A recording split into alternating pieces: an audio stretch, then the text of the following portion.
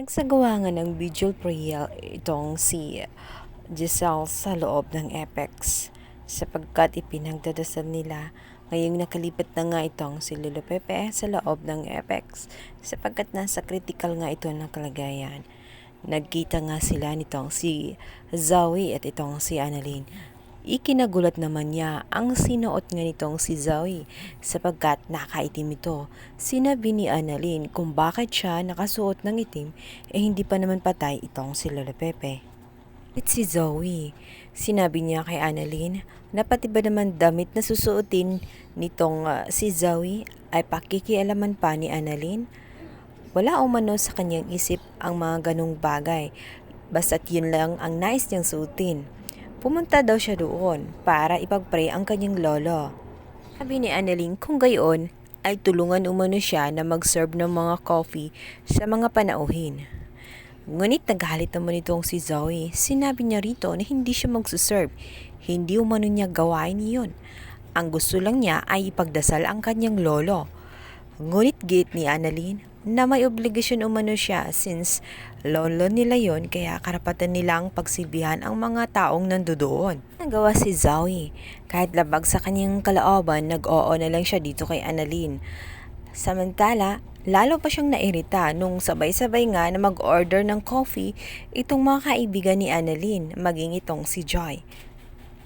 Kaya naman umalis na nga siya at sinabihang iserve ang mga mukha nila sa sarili nila. Ayun na nga si Zoe kung saan naroroon ang mga kaibigan ni Annalyn.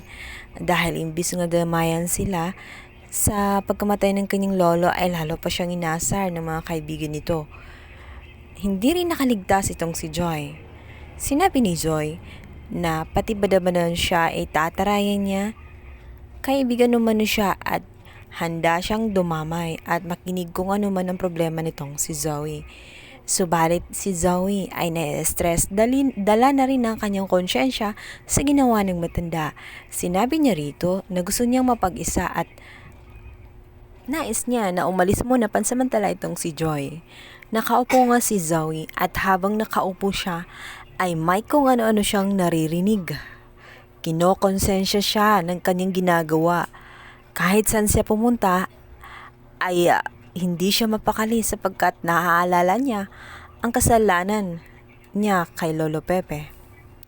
Lalo pa siyang nagbanik dahil nung nakaupo nga siya sa upuan ay naririnig niya ang sigaw ni Lolo Pepe na talabaga tumatawag at kinukonsensya nga itong si Zoe.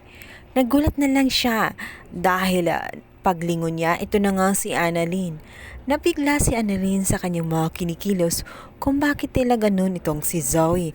Ano ang nangyayari sa kanya na talabaga balisang-balis siya at may kinakatakutan. Bilang banda dahil nga hindi mapalagay itong si Giselle kung ano ba talaga ang nangyayari sa kanyang papa. Sapagkat naging successful naman ang operation nito, ngunit bigla na lang siyang nagkaroon ng cardiac arrest. At dito nga tinanong niya si Lyndon at si Annalyn. Dito sinagot ng dalawa na wala silang kamalamalay sapagkat wala sila sa tabi noon bago mangyari ang cardiac arrest.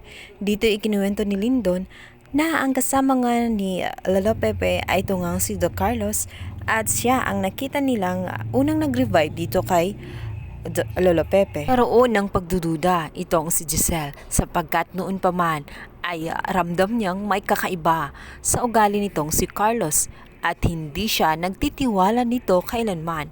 Nan pa man tumutol nga siya sa kasal nitong si Lynette dahil kakaiba nga ang ikinikilos nito. Alam din niya na misteryoso itong si Carlos at may tinatagong hindi sinasabi kina Lynette at sa kanilang lahat. Kaya hindi malabo na posibleng ang gawin nitong si Don Carlos sa kanyang papa. Sinabi naman ni RJ na paanong gagawin yun ni Don Carlos? Wala namang posibleng dahilan.